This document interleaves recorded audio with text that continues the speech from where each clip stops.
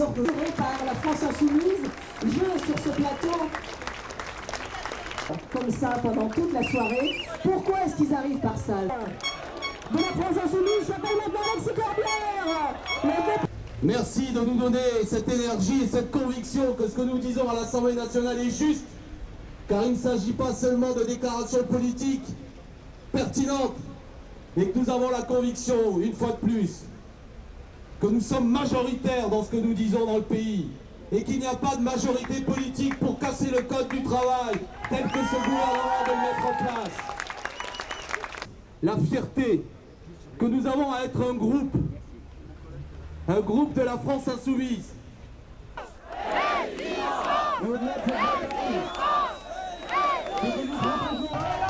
Je remercie la France Insoumise de donner la parole aux militants CGT du groupe PSA, notamment de l'usine de Peugeot-Poissy.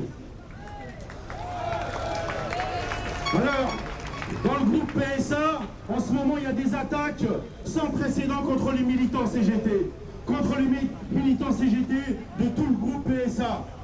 Ce dont vous êtes les témoins ce soir, qui est si important, bien sûr, pour nous, les parlementaires du groupe La France Insoumise, qui menons une bataille, au fond, bien plus confortable que celle que mènent nos camarades que nous avons entendus il y a un instant. Cet événement, c'est notre rencontre. C'est une pratique à laquelle, dorénavant, il faudra qu'on s'habitue. Nous sommes, le groupe La France Insoumise, fiers d'être appelés tribun du peuple. Comme au premier jour de la Première République dans l'Antiquité, nous voulons représenter la masse immense de ceux qui produisent absolument toutes les richesses et sans lesquelles il n'y a aucune société organisée possible, le monde du travail.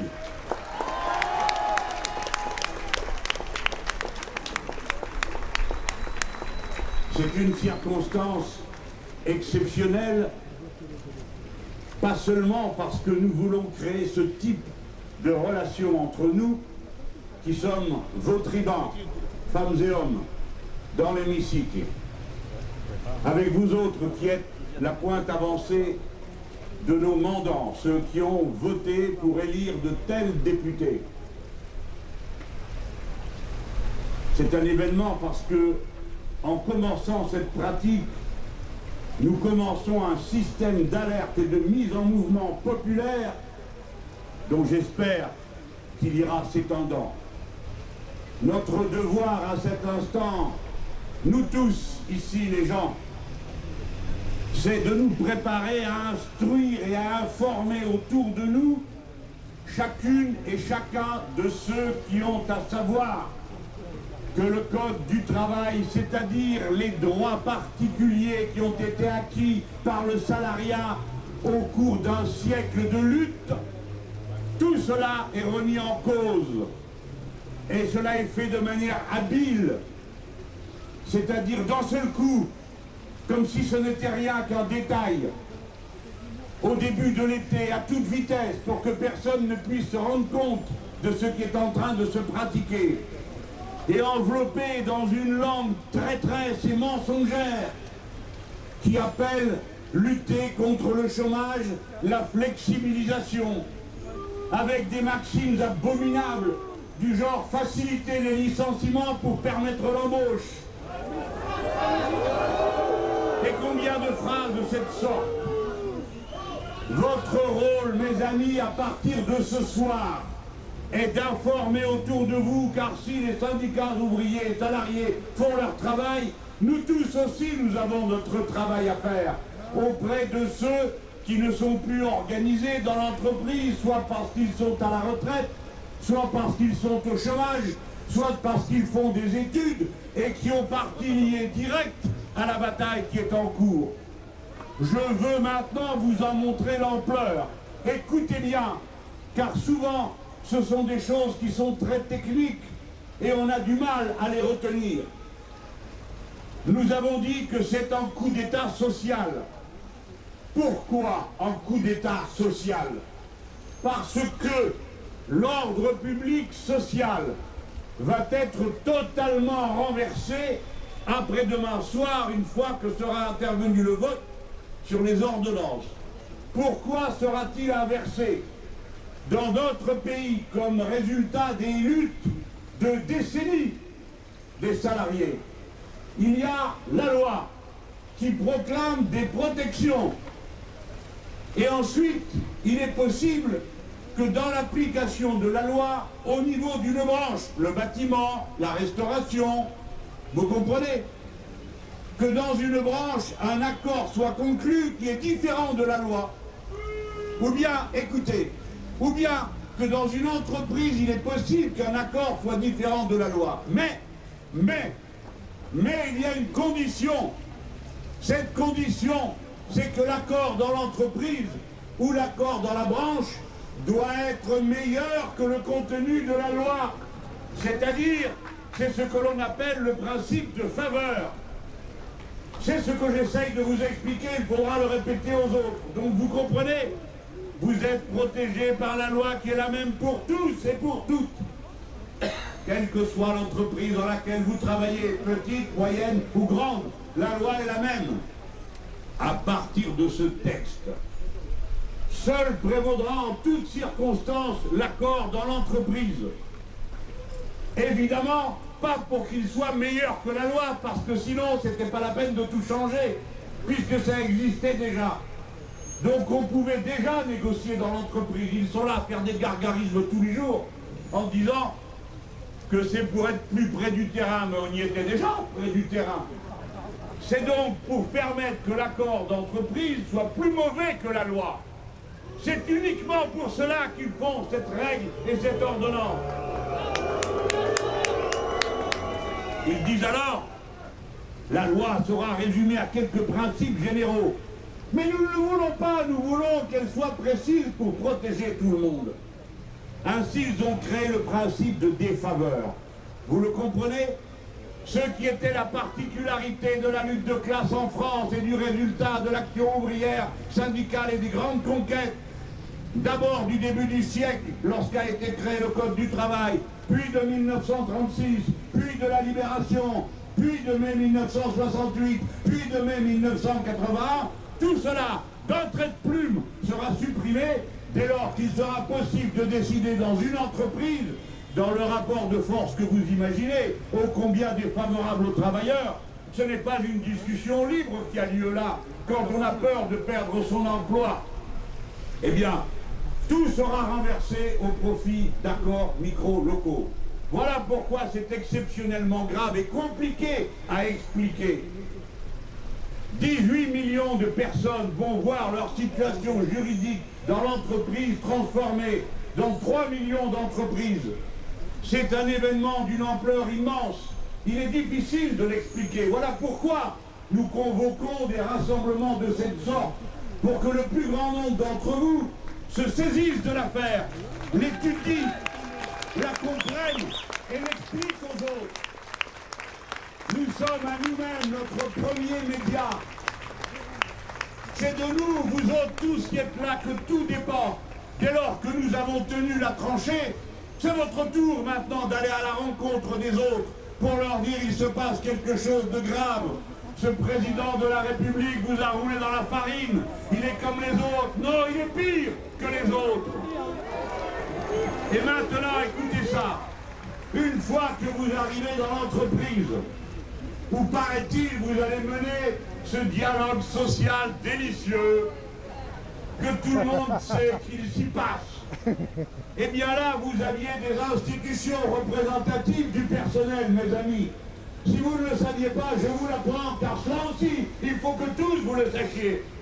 Et parmi ces institutions représentatives du personnel, il y a les comités d'hygiène et sécurité des conditions de travail, le CHCT. Oh, ça paraît très lointain, comprenez. C'est une affaire extraordinaire. L'idée de ces comités a commencé en 1929. Il a fallu attendre la libération pour qu'il soit généralisé. Il a fallu attendre 1991 pour que ces comités aient le droit d'aller en justice lorsque les conditions de travail mettaient en danger ou bien les travailleurs. ou bien l'environnement. 1991, ce sont des choses récentes. Tout cela aussi va être rayé d'un trait de plume, car ces comités vont être dissous et regroupés en un seul, avec les autres. Alors on vous dit, ça rend les choses plus simples. Mais qui êtes-vous pour oser dire qu'on va rendre plus simple des institutions qui sont le résultat de ceux qui vous ont précédés et qui y ont réfléchi avant vous et dans des conditions autrement tendues que celles d'aujourd'hui? Si alors ils ont décidé qu'il en fallait 4 de ces institutions, c'est bien parce que ceux qui les ont créées savaient qu'il y en avait besoin de 4. Et qui êtes-vous, ministre du Travail, président de circonstance, pour oser dire que tout ceci n'a pas lieu d'être? Je vais vous en faire la démonstration à cet instant. Si vous regroupez dans un même comité, ceux qui ici sont des syndicalistes le savent, quand vous mettez à l'ordre du jour ces négociations annuelles, par exemple sur les salaires, l'ordre du jour, ça peut être une demi-journée ou une journée. Quand vous mettrez les sujets de ces 4 comités dans le même, croyez-vous que l'entreprise va s'arrêter pendant 2 jours, 3 jours, 4 jours comme un parlement et traiter de tous les sujets? Bien sûr que non. Évidemment, qu'est-ce qui passera après le reste? L'hygiène et la sécurité. Mais le bilan, nous le connaissons déjà. Les accidents et les maladies au travail vont se développant. 545 morts par an sur le poste de travail. 1200 personnes par an qui décèdent de maladies professionnelles. Sans les comités d'hygiène et sécurité, l'affaire de l'amiante n'aurait jamais éclaté. 100 000 personnes vont en mourir. Ce sont des sujets sérieux. Ce sont des sujets très sérieux. Les morts nous manquent. Écoutez-moi les gens. Si vous mettez dans une même négociation, par exemple, ce jour-là, l'augmentation de salaire et l'amélioration des conditions de sécurité, vous avez tous vécu ici, vous savez bien comment ça va se passer. On leur dira, bon écoutez, hein, vous nous saoulez pas trop avec la sécurité parce qu'il faudrait changer la machine ou il faut changer le produit et on n'a pas le temps. Allez, bon, allez-y, on mettra une prime. Il faut que les questions d'hygiène, de sécurité, de conditions de vie au travail soient traitées distinctement de toutes les autres et sous la pression d'aucune autre considération que l'intérêt et la vie des travailleurs. Quand je dis les travailleurs, ne croyez pas que je parle seulement de ceux qui sont dans la sidérurgie. Je parle aussi de ceux qui sont au bureau, car ceux qui sont au bureau ont tous les problèmes, des difficultés de l'ergonomie, de l'air qu'ils respirent, des conditions dans lesquelles ils travaillent. Il ne faudrait pas croire qu'ils se reposent au bureau, parce que pour se reposer, c'est les congés payés, c'est pas le bureau. Alors, voilà ce dont nous avons discuté. Premièrement, tout se passe dans l'entreprise et c'est plus la loi. Deuxièmement, quand vous arrivez dans l'entreprise, la représentation du personnel est amoindrie, affaiblie, si bien que vous arrivez à la relation dont eux rêvent. Et ils nous regardent avec stupeur quand on argumente comme on le fait. Et ils nous disent, mais quoi? Alors, comment vous osez dire que chaque personne n'est pas capable de négocier? Oui, nous osons dire que chaque personne n'est pas capable de négocier. Nous sommes capables, comme nous sommes en nombre, en force, parce qu'il ne s'est jamais produit une seule fois qu'un seul de ceux qui nous dominent nous ait jamais rien cédé, autrement que de vive force et par mobilisation et manifestation. Nous ne croyons pas que la société soit faite seulement d'individus. Bien sûr qu'elle est faite d'individus, et c'est nous qui les défendons à cet instant, quand nous pensons à leur santé, quand nous pensons à leur repos, quand nous parlons de leur paye. Mais nous croyons que c'est l'organisation collective qui rétablit l'équilibre entre ceux qui possèdent les moyens de production et ceux qui n'ont que leur force de travail, de haut niveau de qualification à vendre. Oui, voilà, le rapport est déséquilibré et la loi permet l'équilibre. Nous pourrions citer, reciter cette phrase si juste, que ce soit Cicéron ou Lacordaire, peu importe, entre le faible et le fort, entre le riche et le pauvre. C'est la liberté qui opprime et c'est la loi qui protège et promeut. C'est la loi républicaine que vous êtes. La loi parce que la loi, nous en délivrerons tous. Et je vous dis bien droit dans les yeux, je ne suis pas d'accord avec la prétendue République contractuelle dont se réclame Monsieur le Président de la République. La République n'est pas un contrat, car le contrat est une négociation de gré à gré dans l'état de rapport de force, tandis que la loi s'applique à tous et elle est prise sous la bannière de l'intérêt général et non pas de l'addition des intérêts particuliers. L'intérêt général, la loi, voilà, vous autres, républicains, ce que vous avez dans le cœur et ce que nous défendons. Nous ne croyons pas à leur république contractuelle. Et même mieux, nous ne voulons pas. Nous ne voulons pas de ce type de rapport où chacun est une chose dans les mains du plus puissant. Voilà.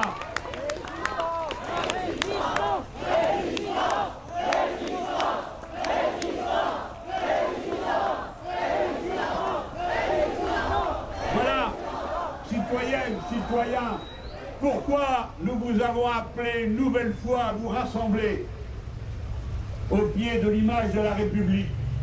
C'est qu'il y a grand danger et que dans ce grand danger, enfumé par des mots, entortillés par des postures, les braves gens qui au point de départ font plutôt confiance, se disent que sans doute tout ça a été pensé au bout du bout pour le bien commun et que ces gens qui sont à la République, ces députés de la France insoumise et ce Mélenchon sont des exagérés. Oh, il en faut pour maintenir quand même un peu allumé la flamme. Non, nous sommes en train de défendre le bien commun, l'ordre public social construit dans nos luttes.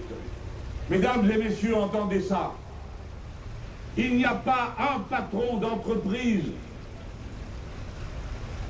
qui soit d'accord ou qui ait demandé que pour mieux embaucher, on facilite le licenciement. À part quelques grands patrons de très grandes entreprises, pour qui le problème n'est pas d'embaucher, mais de pouvoir licencier aussitôt qu'ils le veulent, parce que pour eux, la masse salariale est la masse d'ajustement des coûts dans l'entreprise. Pourquoi? Parce que les process de production pour les entreprises de très haut niveau sont semblables. Parce que les machines qu'il faut sans cesse renouveler coûtent. Alors, la seule variable d'ajustement qui leur reste, c'est le prix du travail. Et c'est pourquoi ils doivent à tout prix le faire baisser. Ils pensent que c'est là qu'ils vont faire les marges qui leur permet de consoler les actionnaires en leur distribuant des dividendes de plus en plus considérables, puisque ceux-ci ne vont que là où on ne peut accumuler le plus. Il y a une logique de système. Nous ne sommes pas dans un rapport où les uns seraient méchants par nature et les autres bons par nature.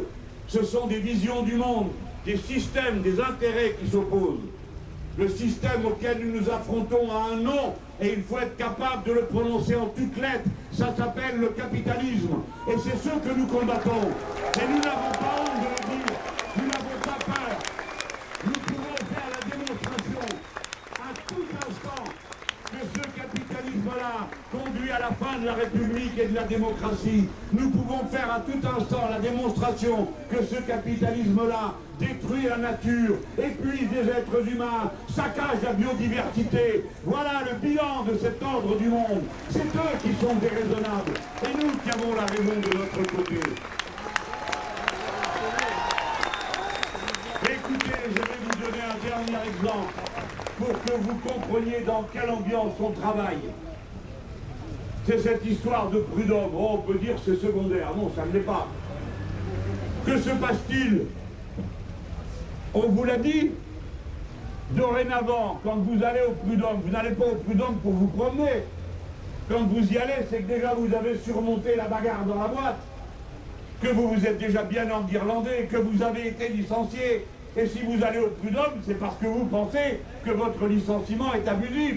Sinon, vous n'allez pas au prud'homme, ça s'appelle la rupture conventionnelle. Moi, je suis contre, mais ça existe. Si vous allez au prud'homme, et s'il y a jugement, c'est parce qu'il y a accusation, n'est-ce pas? Et il y a donc accusation concernant un délit qui aurait été commis, c'est-à-dire un licenciement abusif. Abusif! On n'est pas en train de parler de licenciement en général. Personne ne va au prud'homme à propos d'un licenciement, ou des fois seulement. La plupart des licenciements se gèrent directement. on ne va pas au prud'homme. Donc si on y va, c'est parce qu'on considère que le licenciement est abusif. Et s'il y a une condamnation, c'est parce que les juges ont reconnu que ce licenciement était abusif, illégal, contraire à la loi. Aux mœurs sont tant incroyables. Dans cet hémicycle, on a décidé que pour qu'il n'ait pas peur et qu'il se rassure, on allait plafonner l'indemnité. Vous avez bien compris. Ça veut dire que dans les... Et alors évidemment, vous sort toujours le petit entrepreneur, mais c'est pas le sujet. On dit des fois, il a pu se tromper. Non, s'il s'est trompé, il ne sera pas condamné pour licenciement abusif. On lui dira, vous vous êtes trompé. S'il est condamné pour licenciement abusif, c'est parce qu'il a violé la loi. Tous les patrons ne violent pas la loi. Eh bien, quand vous êtes dans l'Assemblée nationale, on a l'impression que dès que vous parlez d'un, c'est tout ce que vous mettez en cause. Ils sont là et disent, comment osez-vous parler comme ça du patronat? Mais on ne parle pas du patronat, des petites entreprises dont ils ne cessent de nous rebattre les oreilles. Nous vous parlons de ceux qui sont des délinquants. Depuis quand faut-il rassurer les délinquants pour empêcher le crime? Depuis quand? Eh bien, c'est ce qu'ils viennent de faire. Les mêmes qui nous font des grands numéros sur la sécurité, le respect de la loi et le reste. Sauf là. Donc, si vous mettez un prix maximum aux indemnités, ou plus exactement aux dommages et intérêts, si vous les plafonnez, qu'est-ce que vous faites? Ben, vous dites juste que ça coûtera un licenciement abusif. Et quand vous êtes une grande entreprise, vous le rendez prévisionnel. Celui-là, je le fous dehors, ça ne coûtera pas plus de temps. Même si je n'ai rien respecté du tout, et qu'il aille au diable, s'il n'est pas content, on se retrouvera au prud'homme. Et au prud'homme, ça prendra 29 mois avant que ce soit jugé. Voilà ce qu'ils viennent de décider. C'est-à-dire qu'il y aura dorénavant une autorisation préalable de licenciement abusif qui est donnée à ceux qui veulent violer la loi. Je n'ai pris qu'un exemple. Mais cela fait des heures qu'un par un nous les prenons, ces exemples, pour reparler de ce qu'est la vie de tous les jours des gens et de cette tromperie qui consiste à chaque fois à faire comme si le vrai problème de l'emploi, c'était les salariés. Figurez-vous qu'ils y croient. Ces gens sont dans la doctrine libérale. Ils pensent que si on peut licencier comme on veut, alors quand ça va mieux, on embauche comme on veut. Et si on a fait baisser le prix du travail, alors les gens seront embauchés en très grand nombre. Pas un entrepreneur sérieux ne vous dira une chose pareille. Pas un patron de petite entreprise ne vous dira la chose qui m'importe, c'est de pouvoir foutre tout le monde dehors, facilement. Il va dire la chose qui m'importe, c'est que premièrement, les donneurs d'ordre ne sont responsables de rien, c'est nous qui prenons toutes les responsabilités. Il va vous dire, les grandes boîtes ne paient pas dans les délais justes et nécessaires pour que les petites entreprises puissent avoir leur trésorerie. Il va vous dire, il n'y a pas assez de gens qui achètent. Et s'il n'y a pas assez de gens qui achètent, c'est parce que le pouvoir d'achat s'est retiré des mains des milieux populaires. Ce pays n'a jamais autant accumulé de richesses. Si cette richesse circulait dans vos poches et dans vos mains, vous la consacreriez à des achats utiles pour votre famille, à des achats nécessaires, eh bien tout tournerait, les entreprises reprendraient du souffle. La solution, on l'a dit tout à l'heure, elle est dans le partage du travail, mais elle est en remplissant les carnets de commandes. Et si nous voulons le faire d'une manière qui n'est pas irresponsable, comme nous l'avons pu le faire dans le passé, si nous voulons que cela soit écologiquement soutenable, parce que la crise écologique est commencée et que ce n'est pas une crise comme les autres, c'est une crise dont on ne reviendra pas si on ne fait rien. Eh bien, c'est le moment de faire. Et alors, ce seront des milliers, des millions d'heures de travail. Et ce n'est rien que de les financer. Ce n'est rien. Ayez confiance en vous-même, les gens. Nous pouvons vivre autrement que comme vous êtes en train de vivre. Ce monde est beau. Ce monde mérite qu'on s'en occupe. Et nous pouvons le rendre encore plus beau par notre travail, l'amour que nous mettrons à la tâche et entre nous. Ce monde de fraternité, où chacun n'est pas l'ennemi de tous les autres, et où tout le monde n'est pas regardé comme un concurrent par chacun. C'est ce monde-là que nous portons en nous. C'est pourquoi aujourd'hui, alors qu'on est déjà bien avancé dans le début du mois de juillet, il y a plus de 100 rassemblements comme celui-ci. Et je vous dis que nous allons y passer l'été, nous autres de la France insoumise. Déjà, il y a les caravanes qui vont dans les quartiers. En août, il y aura la caravane nationale. Et au mois de septembre, bien sûr, nous allons donner le coup de main aux syndicats s'ils le demandent. mais nous aurons nos propres marches qui auront lieu en appelant tous ces gens qui aujourd'hui, n'étant pas dans l'entreprise, doivent néanmoins être appelés à participer au combat et à y prendre leur place. Jeunes gens, c'est votre devoir de le faire. Si vous êtes en train de faire des études, songez aux sacrifices qui ont été consentis par les générations auparavant pour que vous puissiez faire ces études aujourd'hui. Quand vous avez des diplômes, aujourd'hui ces diplômes, dans les conventions collectives, ils sont mis en face d'un salaire. Parce qu'il y a des conventions collectives et que la convention collective s'impose à chaque entreprise. Et la loi étend à tous les travailleurs le bénéfice de la convention d'entreprise.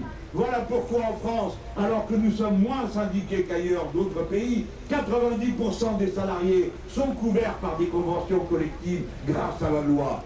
Eh bien vous autres jeunes gens, vos diplômes seront expulsés des conventions collectives pour la raison qu'il suffit même quand il y a un accord de branche qu'une seule entreprise dise qu'elle ne veut pas de cet accord pour que ça ne s'applique pas. Dès lors, c'est toute la construction de la République sociale qui est en cause. La République, d'une part, la loi, comme je vous l'ai expliqué tout à l'heure, mais la formation qui permet, en s'améliorant par son intelligence, son travail, le mal qu'on se donne à apprendre, ensuite à se rendre plus utile parce qu'on est plus qualifié et pouvoir tenir des postes de travail très avancés techniquement pour le bienfait du travail et de la société, mais aussi pour le bienfait personnel. Qu'est-ce qu'une société où l'on ne reconnaîtrait plus la valeur du dévouement de chacun et où vous seriez estimé comme ça à la tête du client par celui qui vous embauche? Pensez-y, c'est ça qui est en cause en ce moment. Voilà pourquoi nous allons continuer, nous autres, jusqu'à jeudi soir. Vous savez, on est convoqués, on ne nous dit pas jusqu'à quand. Si bien que nous voilà à faire notre part. Mais je conclus en vous disant ça.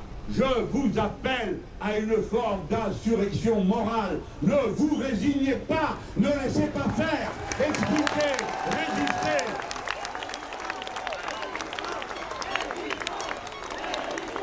Mais il faut qu'ils voient que ce pays est fait de rebelles, qu'ils ne se laissent pas faire, que la République sociale est notre bien commun. La vie en société, il était, alors que s'est-il passé, un nouveau ministre de l'économie. Tu dois de faire progresser le dialogue social. Dans les 5 ans à venir, le plus important, c'est que notre mouvement continue. C'est très important que notre mouvement se noie pas comme les partis politiques actuels qui aujourd'hui sont désavoués par la population. Les gens, ils veulent plus des partis politiques traditionnels. Ils veulent des mouvements plutôt ouverts, libres, tournés vers la population. Et ça, c'est le plus important, c'est garder la France insoumise aujourd'hui telle qu'elle est, en s'imprégnant dans les quartiers populaires, allant militer là où il faut défendre les causes importantes aujourd'hui autour de l'humain. Et pour ça, on a besoin d'un mouvement qui soit ouvert. Et donc, ça va être le plus important dans les 5 années à venir. Il est minoritaire à l'Assemblée, oui. Est-ce qu'il est minoritaire dans les esprits? Je ne sais pas. Est-ce que les gens ont le temps et la disponibilité d'esprit, eu égard aux difficultés de l'existence, les enfants, le travail, le chômage, les études, de comprendre réellement l'enjeu de cette réforme? J'en sais rien. Moi, je m'y intéresse, mais je ne ferai pas de procès. Je ne suis pas procureur de la République, hein, je suis un citoyen comme un autre.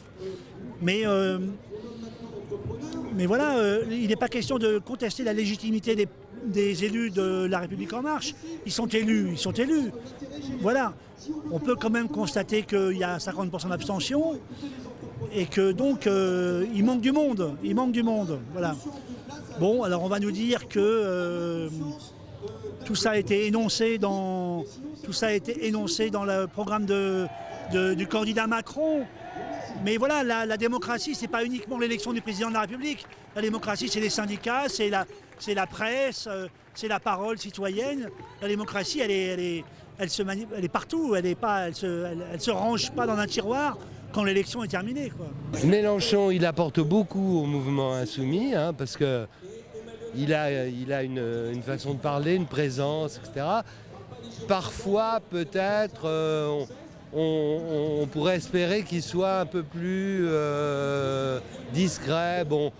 Mais moi, j'aime bien Mélenchon. avec ses qualités et ses défauts.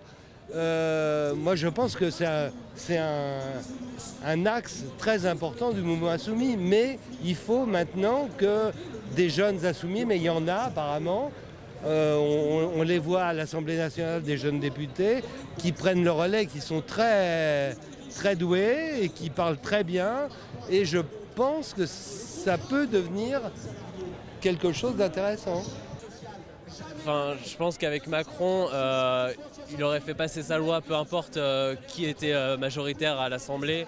Et donc finalement, la seule chose, c'est se battre jusqu'au bout et tout faire en sorte, ici dans la rue, plus que dans l'Assemblée, faire en sorte que, de se battre contre cette loi travail et sur les autres projets sur lesquels on est opposé à venir. Personne n'avait prévu de rendez-vous, donc on s'est dit qu'on était légitime pour le faire, de ne pas laisser passer l'été sans mobilisation au moment où on va voter ces ordonnances.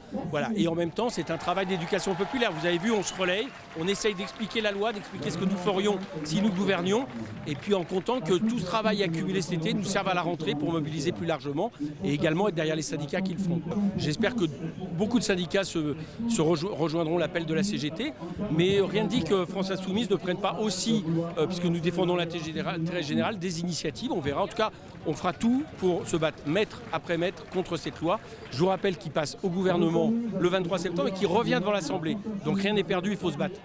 Entre la droite qui fait des grandes phrases et qui s'abstient, entre le Parti socialiste qui se sépare entre quelques comptes abstentionnistes et pour, bon, il n'y a que nous qui remettons en réalité les choix macroéconomiques de ce gouvernement, et je le constate tous les jours. Donc oui, nous sommes l'opposition écologique et sociale à ce gouvernement et nous allons l'assumer.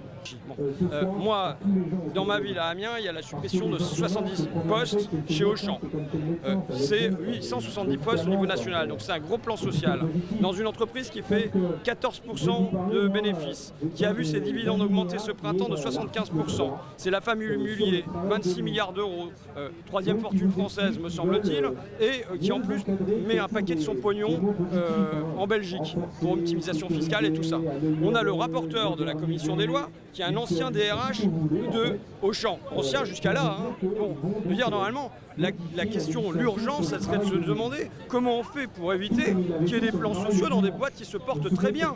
Mais tu poses cette question-là, tu la reposes, tu la re-reposes, et on te répond juste prud'homme, on te répond télé pour porter plainte. Mais ça n'a aucun lien avec les cas urgents qu'on a à traiter, quoi. Aujourd'hui, quelle est la première cause de faillite des petites entreprises? Ce sont les retards de paiement, et notamment les retards de paiement des grands groupes. Ça provoque 25% des faillites des PME. Ben, si jamais on est pragmatique, la première question qu'on se pose, c'est comment on résout ça. C'est pas comment, à partir de quel seuil, on a un comité d'hygiène et de sécurité. Non, finalement, on va le fondre avec les autres instances du personnel et tout ça. Je veux dire, ça m'étonnerait que dans leur porte-à-porte, les militants d'En Marche, quand ils tapaient à la porte des Français, ils ouvraient la porte et les mecs ils leur disaient à moi ce que je veux c'est la fusion des instances représentatives du personnel, tu vois. Ou alors c'est à mon avis un porte-à-porte très particulier qu'ils ont fait peut-être auprès des dirigeants du CAC 40, quoi. De toute façon on sait que le rapport de force il n'est pas en notre faveur à l'Assemblée nationale. Moi j'ai fait campagne avec 2 slogans, ils ont l'argent, on a les gens, un banquier à l'Elysée, le peuple à l'Assemblée, donc je sais que de toute façon s'il y a quelque chose qui se passe, ça sera le rapport de force, il sera dans la rue, il ne sera pas à l'Assemblée. Nous si on peut semer des graines, faire un travail d'explication, parce qu'on poste des vidéos, parce que du coup on vous parle aujourd'hui, parce qu'on fait tout ça, c'est une manière d'être un levain pour que derrière il y ait quelque chose qui se passe. Mais on ne peut que être le levain et derrière ce seront les citoyens, ce seront les syndicats, ce seront les associations, ce seront des collectifs comme on veut mieux que ça, qui feront le bourreau du boulot, j'espère.